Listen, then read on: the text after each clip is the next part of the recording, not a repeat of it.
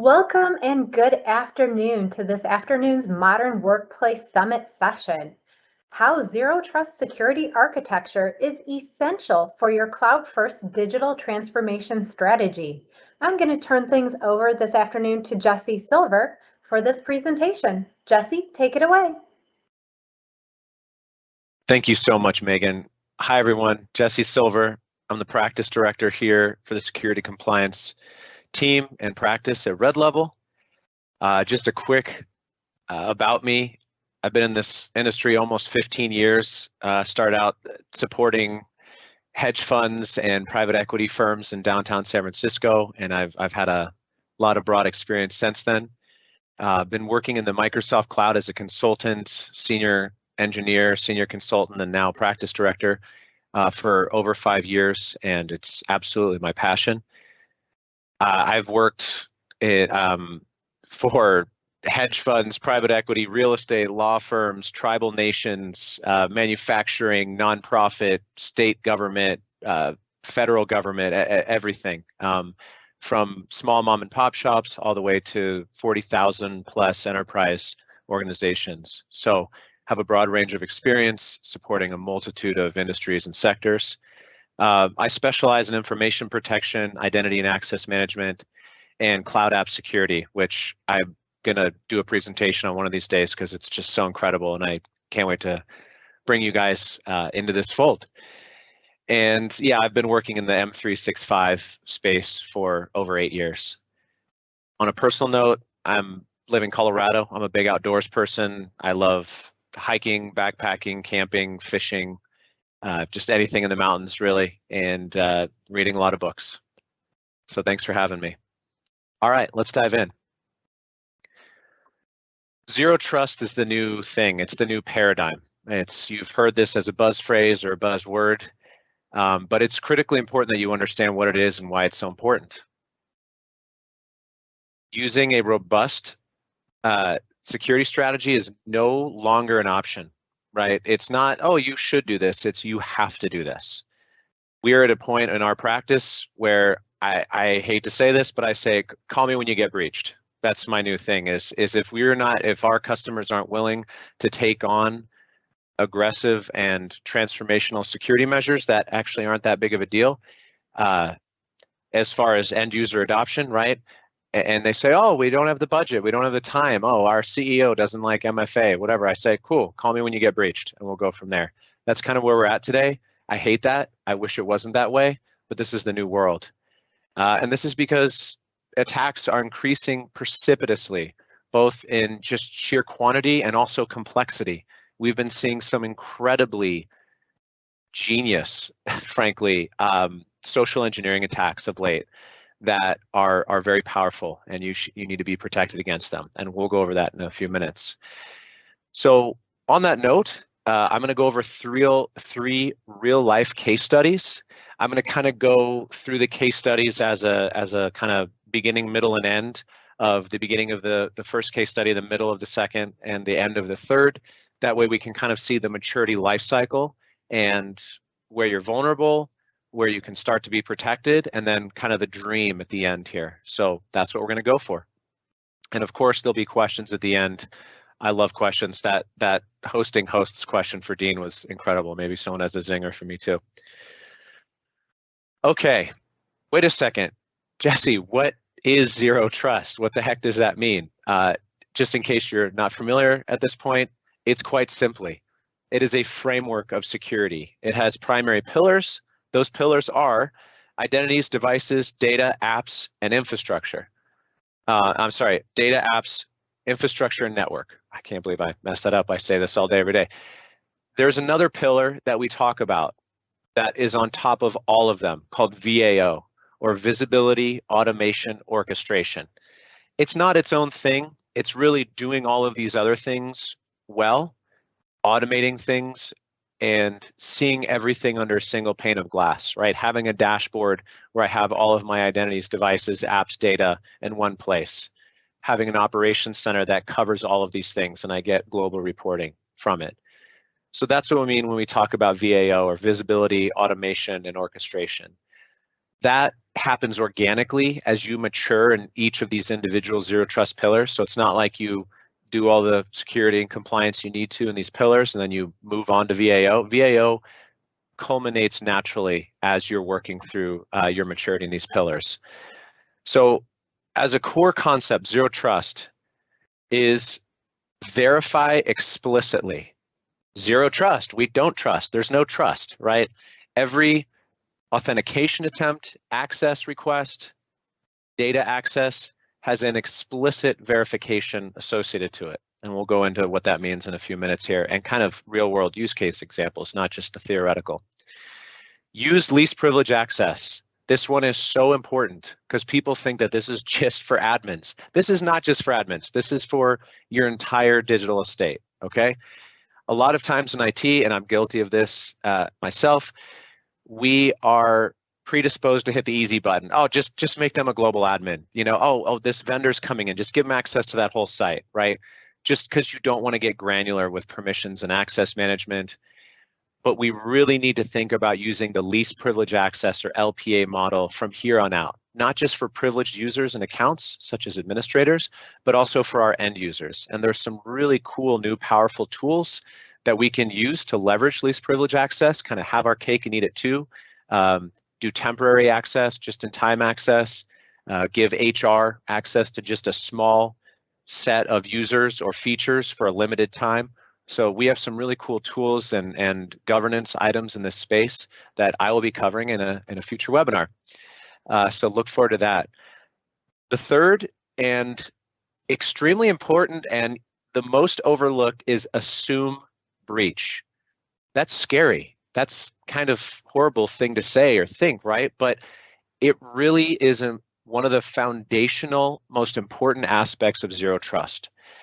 Now, and you can think about assume breach in a couple different ways. So one of the most important ways is defense in depth, right? I'm going to go over that in a few minutes for these use cases. That means that your first layers of attack or of defense, they probably will be breached. You cannot have a modern digital cloud first estate with collaboration with other organizations, you know, business to business, business to consumer, whatever that looks like for you. You cannot do that, you know, in a world where you are not going to experience some level of infiltration or at least attempted infiltration.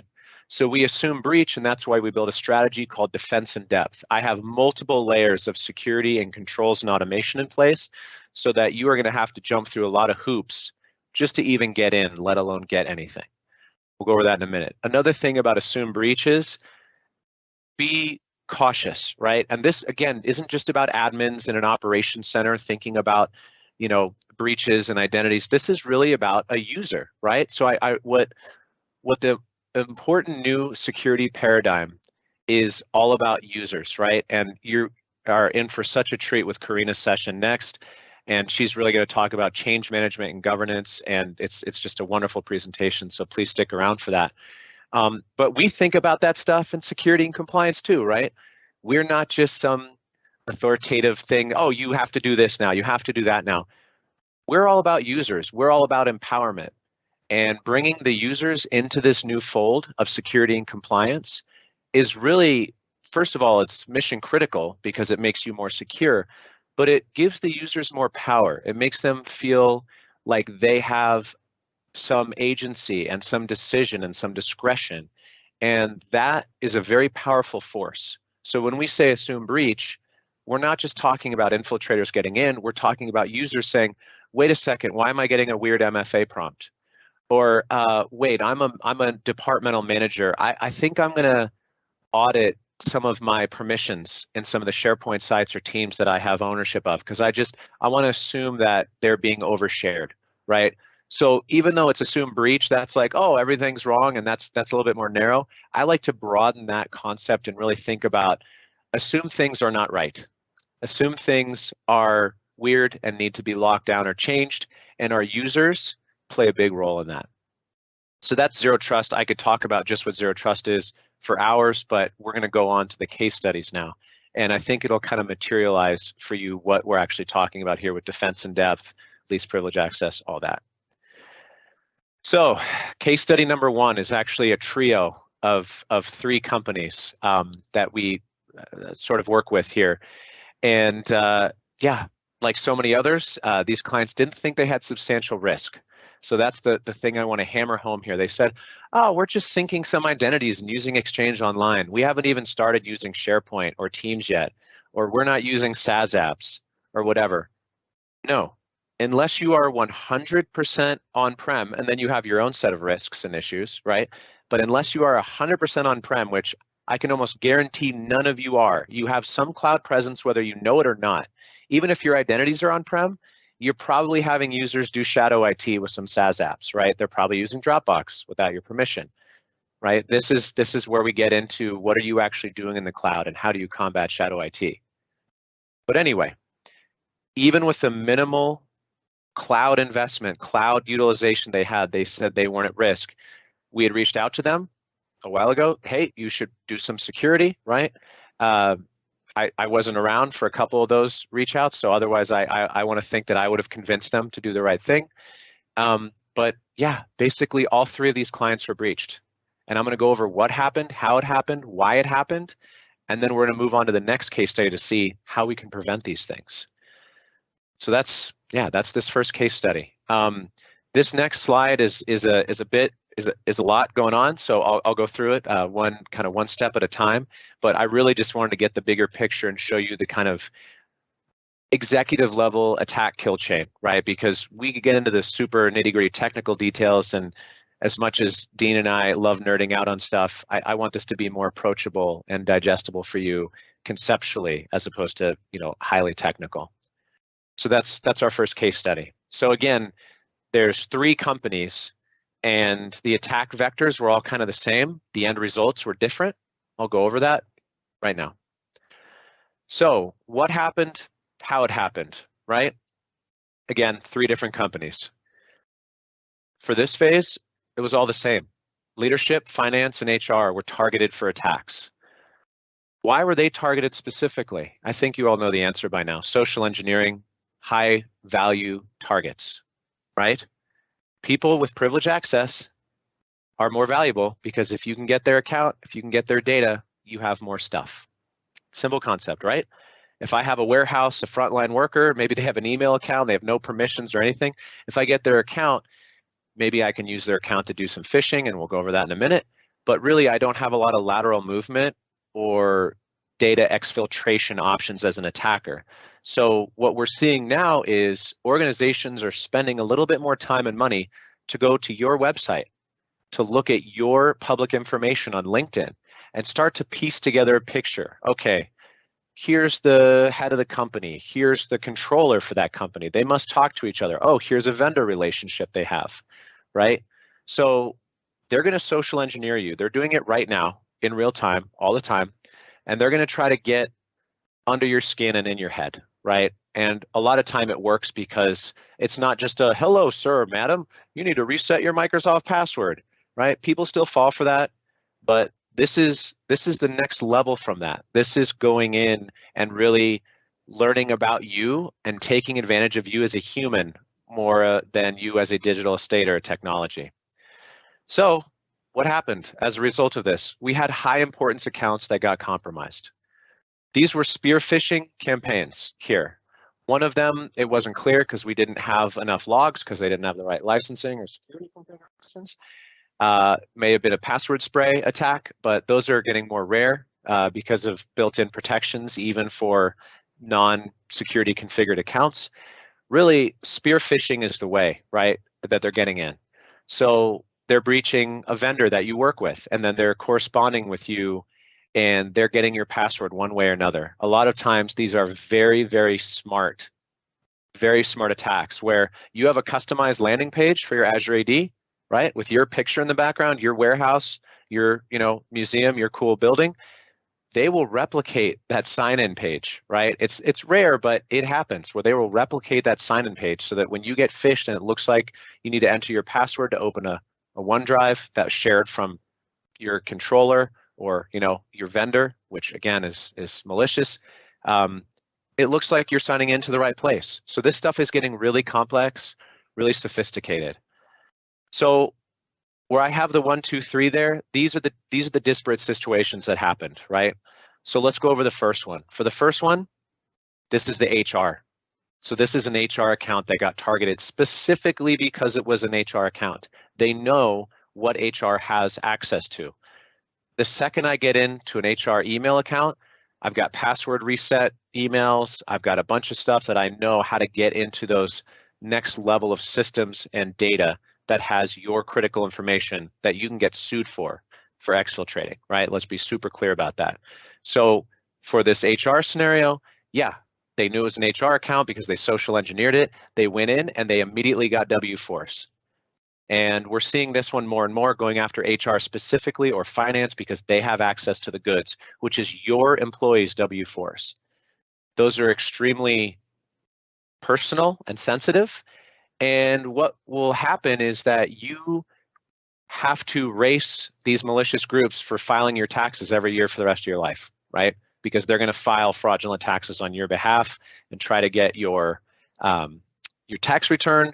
Maybe they're going to fill out credit applications and get credit cards or buy a boat or something in your name, right? And you have identity theft. The W-4 is one of the best ways to get that because it has so much information that they can use to falsify your identity or your tax returns or whatever else. They will do that to every single employee in your organization just from breaching your HR staff's email account. This is what happened, right? So very bad, as you can tell. The second one, ironically, was very common, right? We're seeing this happen even with non-privileged accounts, but you guys know how it goes. When a CEO, when a CFO, when a head, department head, director, whatever says jump, everyone jumps, right? So when you get an email from a high privileged account from someone who your leader you trust, hey, can you do this for me? Yeah. Yes, sir. Yes, ma'am. Right away, right? You think less about, wait a second, why would they be asking me for iTunes gift cards? Or why would they be asking me to open this random document? Whatever. You're going to be, pushed a little bit more by your desire to please. We all have that. We're human beings, right? So the second one, there was a phishing chain reaction. This happens all of the time. This is the most common thing that happens. Ironically, it's probably one of the most difficult to deal with quickly, but it is relatively less harmless. I want to be very careful about how I say that. It can be relatively less harmless because a lot of time it's an automated account. So in this case, for this second company, it was not. It was a real person going in, using scripts, creating rules, making it so that that high privileged account that they got access to started phishing not only everyone inside of the company, but also the entire global address list. Anyone they've ever emailed, start phishing them. And again, it's coming from this big hitter, important VIP person. So people are more likely to open that email and get phished themselves. Chain reaction goes out from there. You guys have seen this before, unfortunately. If this has happened to you, why are you not doing all the security stuff right now, right? So this one, the good news is a lot of times, not every time, they're not trying to go in and access systems. They're just trying to go out and get as many accounts as possible, as fast as possible. That's the good news. The bad news is your domain can be recognized as a phishing outlet, right? If you get phished and then you start to phish everyone else, you can get your domain gray listed and blacklisted. And that sucks because that means the global DNS services are saying, I don't trust your company to send emails because you got violated. Your email was used to maliciously affect other people. We're going to gray or blacklist. It can take a long time and a lot of money and energy to undo that, right? And there's nothing you can do about that. That's not restoring from a backup or whatever. That means that your emails will not reach your clients or customers for weeks or even months if this is a big enough issue. And that's just one of the most innocuous things that can happen with phishing. That's how scary this stuff is. So this third one, it got caught. It didn't happen, but it was the most interesting in my opinion because I really had to give the group of individuals credit for their ingenuity and intelligence on this one. So not only was the internal CEO's account compromised, but they also compromised a vendor account, right, that this CEO often works with. And they used a phishing chain to do that and social engineering, as I indicated at the beginning, right? So what happened was the attackers went in, They took over both the vendor and the CEO's account. They didn't do anything big deal. They created a fake correspondence between each other. I'm going to make up names here, obviously. I can't, this isn't like Dean or Karina's presentation. I can't say, oh, this was the company that this happened to for obvious reasons. So there's, I'll say the CEO's Chuck and the vendor's name is, Brian, whatever. I'm just making these up. So Chuck said, hey, Brian, good to see you. How's that order for the trucks coming? And Brian says, oh, great, Chuck. I'm just getting it all together. They have this whole fake conversation with each other. Again, there's a guy in his basement somewhere, in Eastern Europe or Russia, the same person doing all this, right? It's not these real people. These emails are going into obscure subfolders, so the Chuck and the Brian don't even know this is happening. This whole fake conversation's happening. Brian generates a purchase order. Now, mind you, this is all socially engineered. These attackers know that Chuck buys trucks from Brian in the past. Brian is the vendor company. They buy trucks from them. That's a regular occurrence that happens. So Brian generates a fake purchase order for Chuck, sends it to Chuck. Hey, here we go. And there's a long chain of them talking about this purchase order. It's genius. It's really smart. Really, really good social engineering. And then Chuck just casually sends it off to their controller. Hey, Stacy, I'm making this up. Stacy, I need you to go ahead and do this purchase order for Brian as usual. And if she hadn't have said, wait a second, why would we be buying these trucks at this time? She just questioned it, which again is why user training, education, empowerment is so important, because people are the weakest link and one of the most important barriers of defense here, even with an amazing security strategy. She just paused and said, wait a second, what's happening, right? But we all know the stories. What I just went through, that's happened to a bajillion companies. And they send the purchase order and it goes to a bank in Thailand and that money's never seen from again. This one was for $250,000. We know of companies that have been taken for a lot more than that, right? And this isn't even ransomware. This is just a smart social engineering, right? I'm not even talking about ransomware. This is just, you're sending them the money because you're getting tricked. You're not paying a ransom. So this stuff is scary. It's getting intense. These people are getting a lot smarter. It's not just a poorly spelled email about resetting your password or opening a Word doc. They're going in and getting inside of your head, going to your LinkedIn, going to your Facebook, going to your company page, learning about your company, doing real recon, real social engineering. And that's why it's so important to do this stuff. So what could we have done to prevent these breaches? Case study number 2 is one of my favorite clients. They're a museum. We work with a lot of museums, so you can't guess who they are. About 250 users, a lot of frontline workers. It's a museum, duh.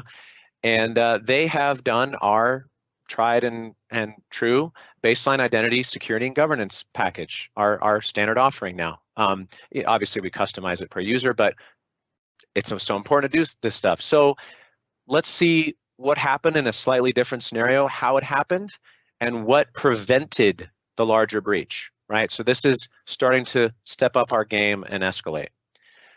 So for these ones, this was a little bit less sophisticated, right? This is just your more run-of-the-mill, but these sort of attacks are happening to everyone all the time. Even our tenant, we get to see them, and it's so fun to see that kind of stuff.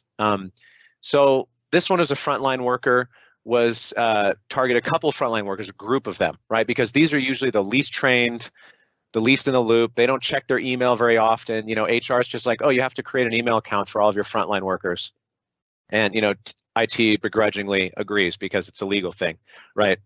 But they're not information workers. They're not a butt in a seat in an office. So they're kind of a different kind of user. They're more focused on the museum and the curation, the content. They're not a tax person or whatever. So they're kind of less in the loop, right? So they're a common attack for mostly normal phishing, but sometimes more sophisticated attacks. So this one was a fairly sophisticated phishing campaign that got them. And that's because these guys have been trained, right? They've done phishing training. They've done some anti-phishing, training. We have some policies in place to stop phishing, but you can't stop them all. And I'll get to that in a minute, why we need defense in depth. So yeah, these got through, this phishing got through, and I think it was 3, maybe 2, I can't quite remember, it's a couple months ago. 2 frontline workers went out and they got their passwords compromised, right? They signed into a page and it got an error and they didn't think anything of it. Well, that was them getting phished. That was them getting their passwords compromised, right? And it was a very good looking fake M365 login site, and it was a very good email. It was a sophisticated campaign. Again, it wasn't just your run of the mill crappy phishing technique, right? It made it through some barriers to start with. Well, what happened when those malicious actors tried to gain access to these accounts, right? Because they got the password. The dark web, whatever, repository just dumped them the username and password right there once these frontline workers gave it up. Well, what happened is our defense in depth kicked in. Our conditional access policies activated, and the malicious access was blocked. Boom. Period. That is the end of the story for the breach. It didn't happen. But going back to what I said earlier, defense in depth, assume breach. A breach happened. They gave up their passwords. What happens when your users give up their passwords? This will happen no matter what. What do you do about it, right? So we are always adjusting. We're always getting better, continual improvement, right? It's always a changing game. A lot of this stuff is not set it and forget it. It's really constantly keeping up with attacks. So we log the risk signals. We inform Microsoft. We confirm the accounts got compromised, changed passwords, revoked all sessions, just in case, right? Just some precautionary stuff. We adjusted our phishing policies slightly to see if we could have caught that email next time. But again, this is a constantly evolving threat. And we educated our users. Hey, frontline workers, you are part of this. You are part of our security strategy. You need to, stop and think, right? Are you a little bit, 2%, 3% suspicious of this email? Are you 2 or 3, 5% suspicious of this random sign-in page that you've maybe never seen before? Oh, this must be a new thing. I guess I'll just type in my password. Come on, right? User education, hugely important, right? So how that happened is really reactive mitigation with proactive action. We really like to empower, educate, tune some policies and say, we're gonna do better next time. These users are now paranoid, which we love. I'm a security guy, we love paranoia, right? So what prevented the larger breach? Again, compromised passwords. You can't stop 100% of phishing emails. You cannot stop 100% of the ways of people getting their passwords unless you go to passwordless.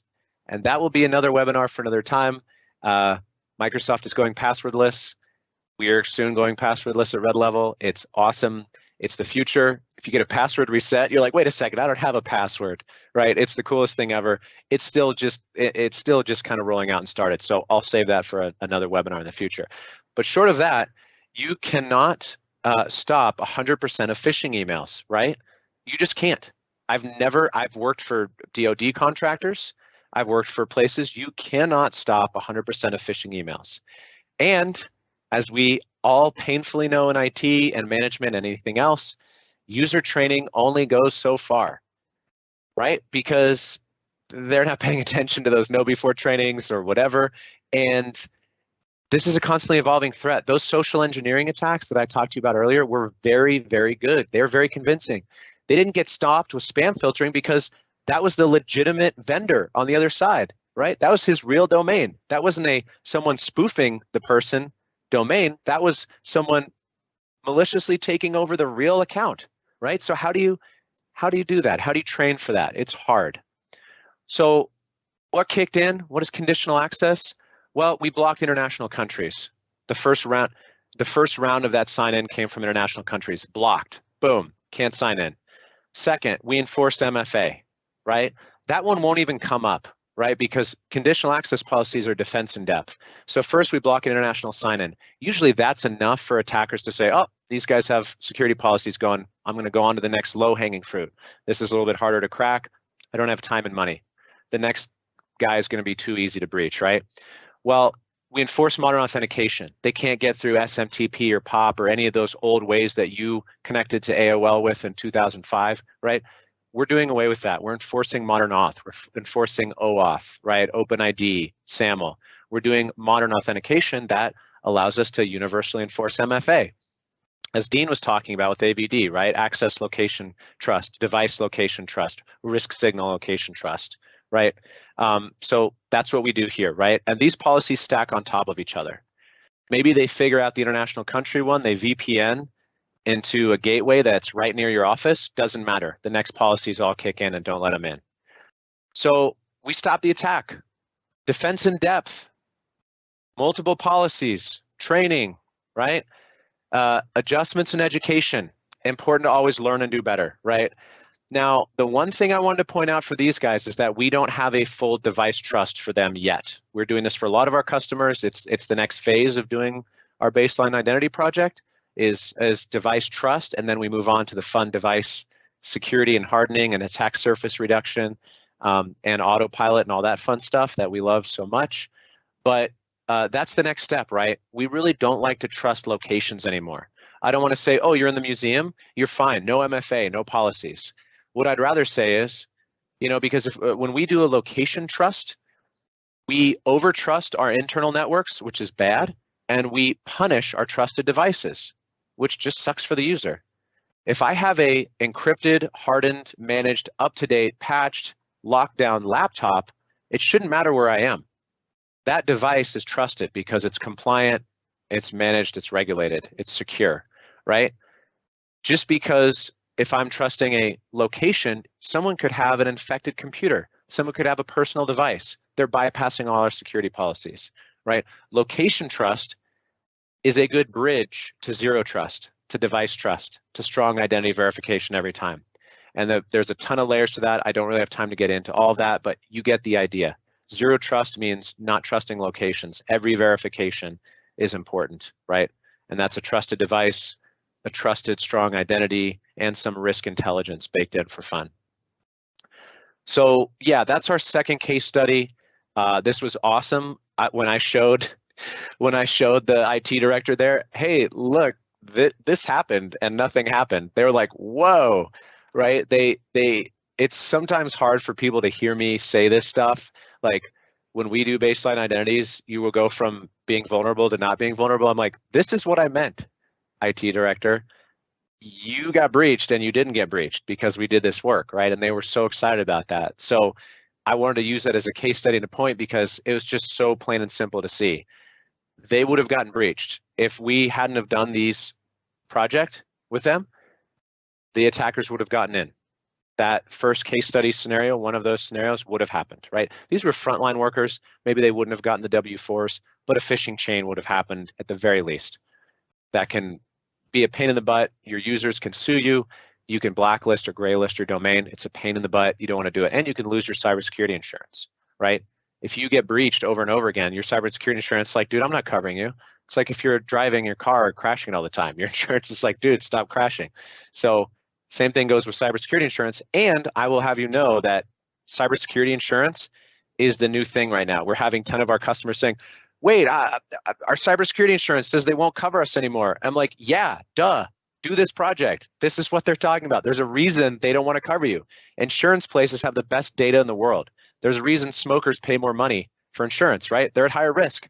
Cybersecurity insurance. If you're not doing baseline identity security, you're smoking. You're at higher risk of getting breached. Cybersecurity insurance knows this. They're going to make you pay more money or they're going to stop covering you, right? So that's, we've had so many clients come to us. I fill out the cybersecurity insurance questionnaire with them, and then at the end of the call, they go, oh, so I guess we have a lot of work to do. I'm like, yeah, let's get started. So that's been fun lately. All right, so I just wanted to take a quick, aside and just show you what another concept of defense in depth means. So again, defense in depth means multi-layered security, compliance, controls, policies in place, working all together. Assume breach, maybe a couple of these top layers fail, whatever, you're going to be protected. I love this slide from Microsoft, this graphic, because it is a beautiful representation of not only defense in depth, but kind of waterfall defense, right? It makes it to the next thing. Oh, this thing is weird. It can't make it there. Oh, you're not skipping a step, right? It's like, it's this really beautiful idea of talking about how many layers are going into email security. So this is what we do now for email security. We do all of this. When I say we, I mean Red Level and Microsoft. Microsoft is doing a lot of this for you in the back end. Even if you have Gmail or Google for free, they're doing a lot of this for you in the back end. This isn't some fancy revolutionary thing. A lot of providers are doing a lot of this out the gate, right? But how you configure it, how you train your users, how you do your settings as far as how tight, loose, restrictive, trusted, untrusted is very, very important. This is obviously for email, but this same concept and idea and kind of representation of defense in depth is applicable to just about everything. Devices, identities, applications, data, network, infrastructure, right? All of those zero trust pillars that I showed you at the beginning here, the same concept applies. We have multi-layered support, multi-layered policies, automation. We have orchestration, right? Things working together, things working and automated. I don't just want to get an alert, hey, Saturday night, oh, something happened. I want my systems to do something about it. Oh, there's a breach, lock down this person and device, alert their manager, open a ticket, do a scan, right? Not just a scan for antivirus, but a scan for log activity. Did they access the HR systems? Did they download any files, right? So we really like to think about automation as part of defense in depth, right? So yeah, I want to save some time for some questions. Obviously you guys can tell I get really excited about all this stuff. It's kind of my passion, and we've been very successful in our practice just because we're really good at this stuff, and we have business banging down the door. Unfortunately, right? I wish the world wasn't this scary and this way, but anyway, I'm very passionate about it, and we have a lot of business right now because this stuff kind of sells itself, unfortunately. So for our third case study, I'm not going to really go into too much detail here. I just want to talk about that second case study. We had enough of a defense in depth strategy and kind of a boundary protection to prevent a common identity attack scenario, right? A compromised user account with a phish, a complex phishing campaign, which happens, they get through. Now, this third client, they're one of my favorite because they're like, yeah, let's turn on, do it, boom. Advanced licensing, extra stuff, like they're doing it all, right? And this is kind of our defense in depth dream. We love this. We love this client, and they, for all intents and purposes, are unbreachable, right? Now, nothing's 100%, right? Nothing that humans can build can be unbuilt or, like unbroken. There's no such thing as an unbreakable safe, whatever, right? I get that. But these guys, for all intents and purposes, are unbreachable. And that's because they've done all of these layers, right? They're hitting all of the pillars hard.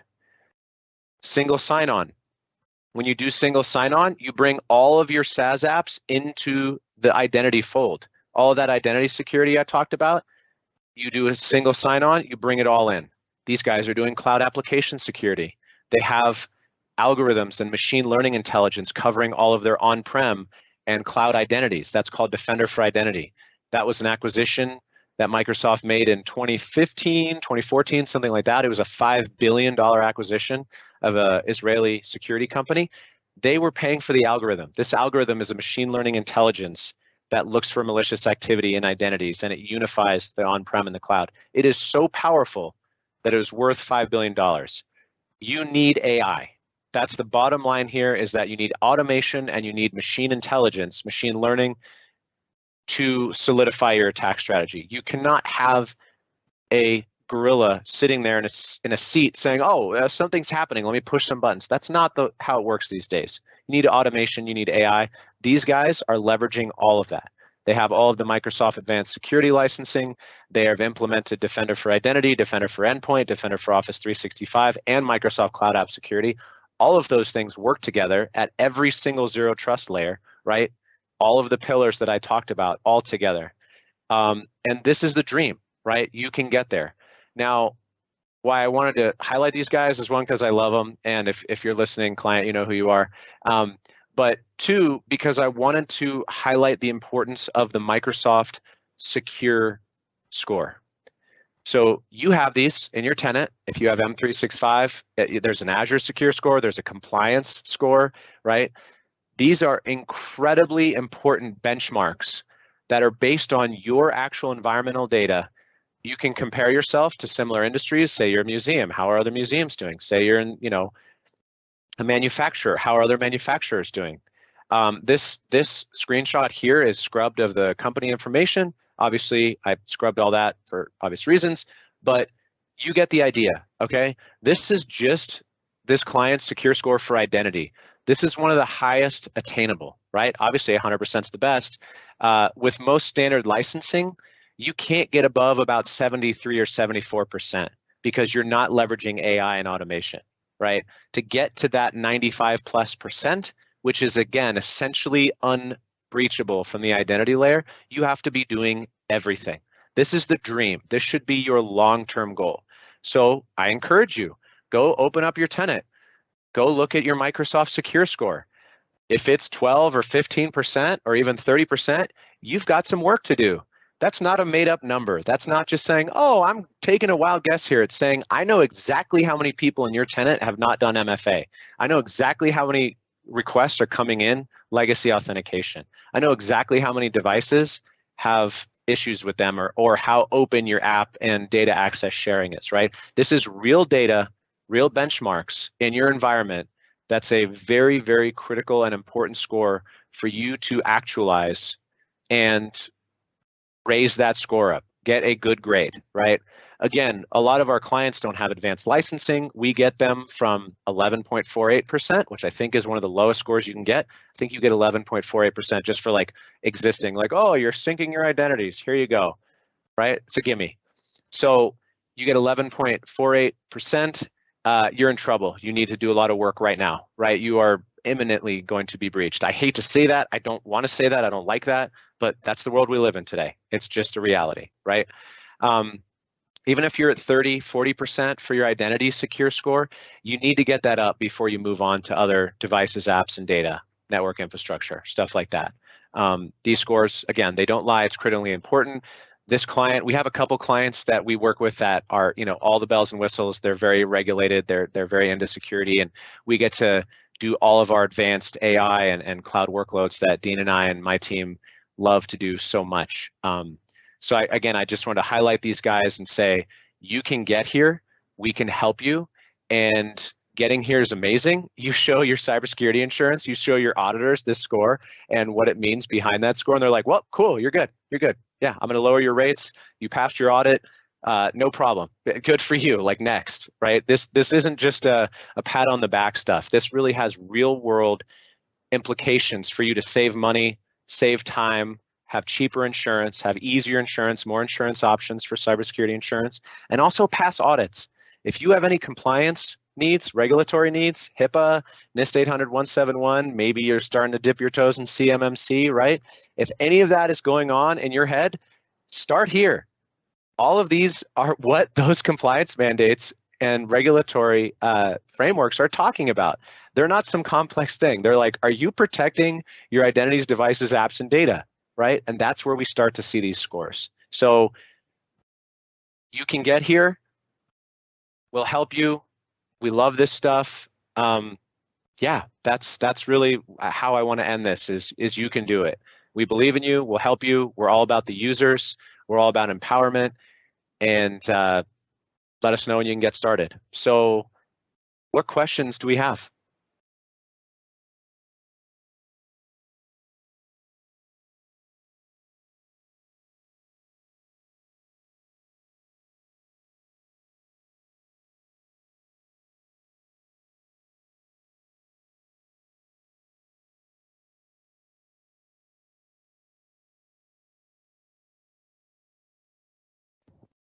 First question.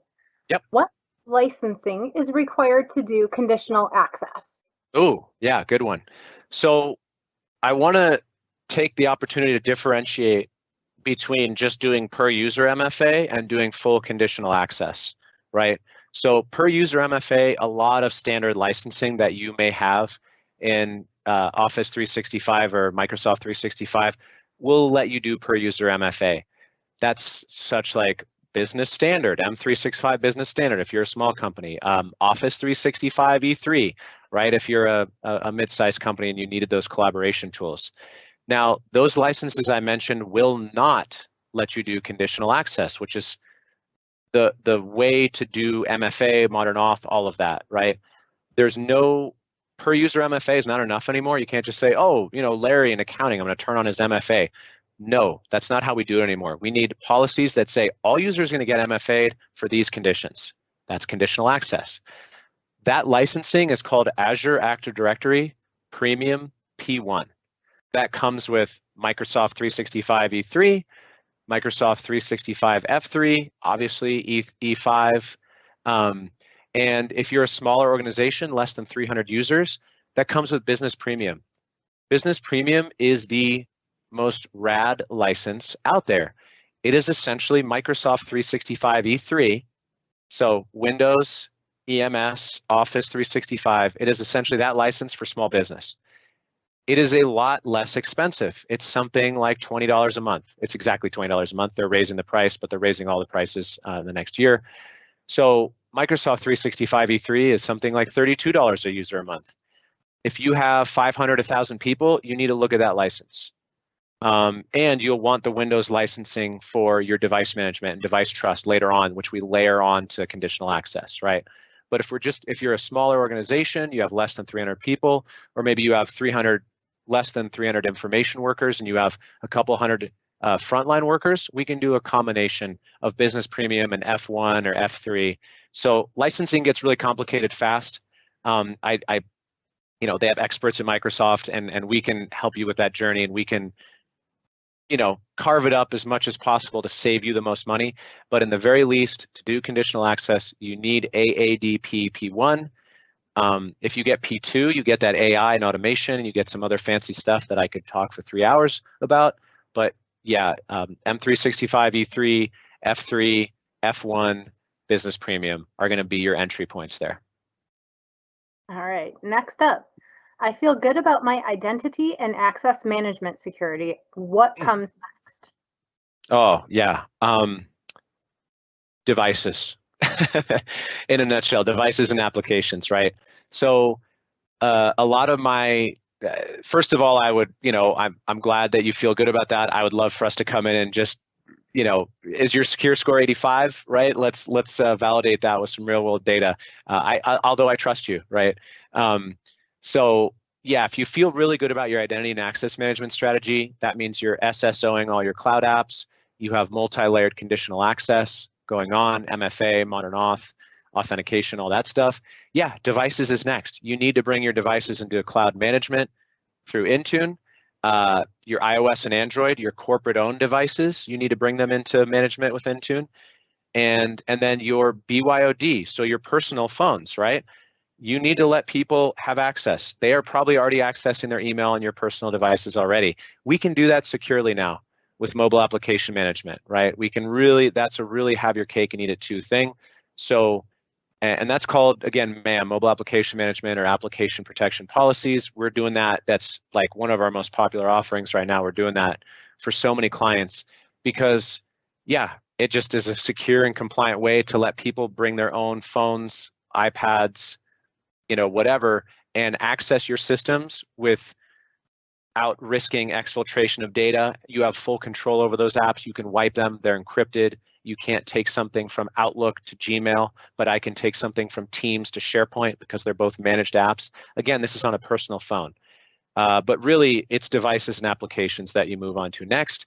But we layer that back with your identity and access management strategy. So when you have all of your corporate Windows devices managed with Intune, lockdown, whatever, we do conditional access. Are you in a trusted device or not?